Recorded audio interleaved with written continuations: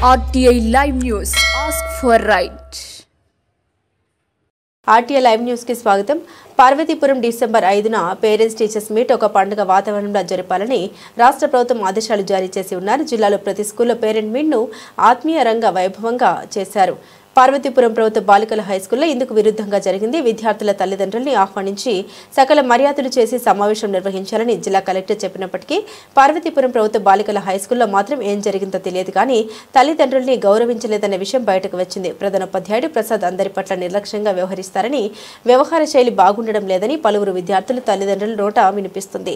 తోటి ఉపాధ్యాయులు కూడా ఇతను పై బోలెడన్ని కంప్లైంట్లు ఇదివరకు ఇచ్చి ఉన్నారు. కనీసం ఒక 7 సార్లు సస్పెండ్ అయి ఉంటారని అనుకుంటున్నారు.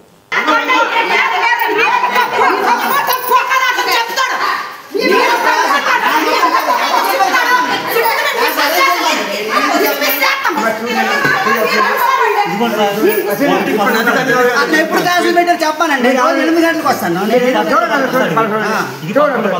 ఎప్పుడు ఎగ్జామ్ అండి? ఎప్పుడు ఎగ్జామ్? డిసెంబర్ అన్నారు కానీ 7వ తారీఖు జరగదు. 11 ఫిబ్రవరి కోచింగ్ ఇచ్చేస్తామా చెప్పండి సార్. అలాగే అన్న ఎప్పుడు అరేంజ్ చేశారు? 2 పిల్లల్ని ఎక్కడ అరేంజ్ చేశారు? నేను రోజు 8 గంటలకు వస్తాను. ఎక్కడ అరేంజ్ చేశారు? చెప్పానండి. మరి ఎవరు చెప్పారు? ఎందుకంటే teachers consult not started coaching అని అందరికీ కలిపి రాసాం.